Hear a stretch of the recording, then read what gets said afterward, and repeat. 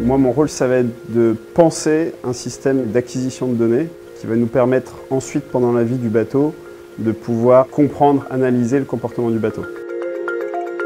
Le bateau en navigation va bouger, la structure de la plateforme va se déformer et ce sont ces déformations-là qu'on mesure et qui vont nous permettre de mieux comprendre comment il fonctionne. On va être capable de surveiller des seuils de sollicitation mécanique à ne pas dépasser.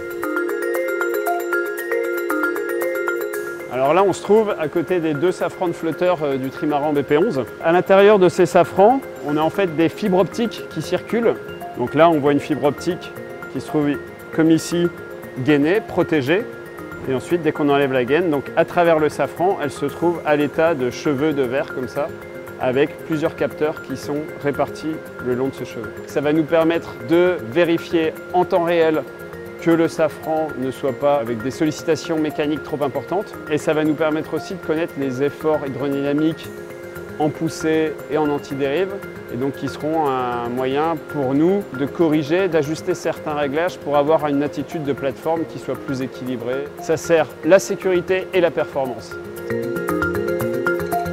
Alors là, on se trouve à proximité du bras avant de BP11. Ce bras avant, il est lui aussi équipé de capteurs connectés en fibre optique. Donc cette fibre optique, on la voit en rouge ici, elle parcourt tout le bras avant. Elle va nous permettre de surveiller l'état de contrainte du bras. Quand le bateau vole ou quand il est juste sur une coque, on a vraiment des contraintes qui sont très très fortes, et notamment au droit de cette zone. Si ces fibres sont rompues, ça veut dire que le carbone est rompu.